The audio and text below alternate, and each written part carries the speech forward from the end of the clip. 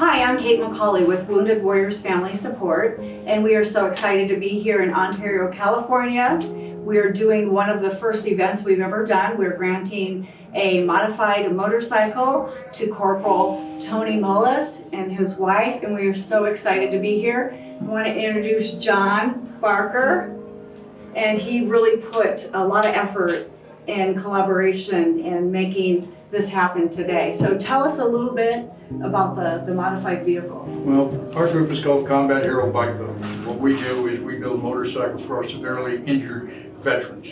And Tony got a hold of us and Martin did and said, we want to build a bike, but we want to build a two-wheel motorcycle for a double amputee vet. So that's what we did. We brought him in, we measured him, we fitted him with what he likes, what he doesn't like, and then we sent him home and then we built the bike. The bike is not only built so that he can operate it, double hand brakes, it's also got shifting system, which you can all do on the hands, on the handlebars and everything. But it's got everything on it that he wanted, and he just got to see it for the first time a little while ago. Thank you, that's so awesome. And Tony, I've been so fortunate to spend last night at dinner and today, and I'm just so proud of everything that you represent. It's an honor for WWFS to be here and honestly sit in your presence. And the freedom that you lost when you were injured, we hope that a little bit of this is restored by giving you the freedom to ride your bike. And this is not just a love story for a motorcycle. This is a love story with these two. They've been married since they're 18 years old and went through all these things together and still remain together with their family. And I'm so incredibly just humbled and just really so happy that we could do a small part. So thanks for being here. And by the way, we don't require anyone to sit and interview with us. We wanted to ask Tony to do it so we can just raise awareness to other double, triple, quad amputees that really are going without mobility. And there is a gap in the VA system. We've got veterans that have been denied for 9 years over and over. And fortunately, they've come across our organization. So we appreciate you sharing not only your story, the love of motorcycle, your service, your injury, and also your lovely family. So thank you so much. Yes, ma'am. Tony, I'd like to ask a few questions if you don't mind. Can you tell us about the day that this happened?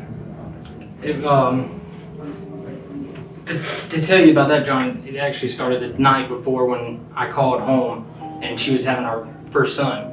And, you know, I went to bed happy. I actually called at the right time because I asked her what he looked like, and she said like me, and I started to hear her cry in the phone, and it just made me feel good. I felt invincible, and went to bed happy, telling all the Marines about it, you know. And the next day I woke up on normal, regular patrol with junior Marines. I go out with them every single day to make sure they stay safe, and something felt wrong, and I made my junior Marine back up and let me take over, and we started to find traces of IEDs like wires, and we couldn't find the power source of the plate or even the explosive, but there was multiple places, and at that time it was unsafe. Well, after walking back, having EOD called, I was walking back on the same path that we've been walking on, and something caught my eye. And so when I looked into a window underneath this little porch, I had my gun up so I could see better, because that way we don't have to get real close, but I just started feeling something, and I went to go turn around, and when I turned around, it was just like instant dust and ringing, and couldn't hear any words, just that ringing.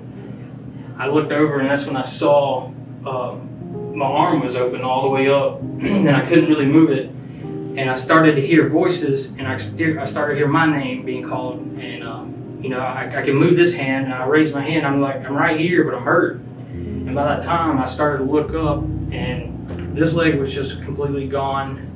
The pants were frayed at it. This one was at a 90-degree angle, which is why I had that major skin graft done. And one Marine got to me from another unit that I was supporting, and man, he put tourniquets on me. The doc was on top of the house because the EOD was coming, so that he had to climb all the way back down. If it wasn't for that Marine, you know. Well, the military is his family, right? Yeah. And so, Jeannie, you got a call, didn't you? Oh yeah. Can you tell me what that was like? Well, I just had our son the day before, so I was in the hospital. And they called, and luckily my doctor, she was in the Navy, so they were telling me medical terms I had no idea what they were telling me, and so I just asked because she talked to them, and they told me yeah, and so after that she kind of told me, you know, he's lost both legs, but he seems stable, and you'll be making a trip. I was okay. So Tony, you were riding motorcycles before you got this one, right? How long ago? Trying to do math. 18. 10 Yeah, I was years? 18. Yeah, 10 years. What does getting this motorcycle mean to you?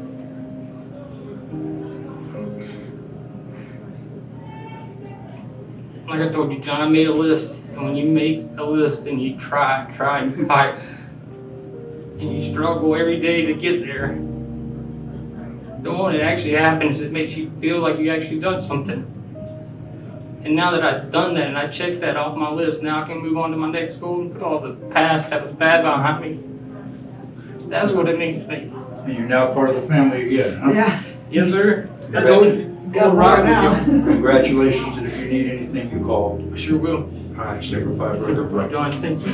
You're not a problem. Thanks for sharing. I know it's emotional, but thank you, Yes, ma'am. because I feel like we really do Yeah. need to tell the story so we can help other families. Exactly. So appreciate it. Thank you Thank so you. much.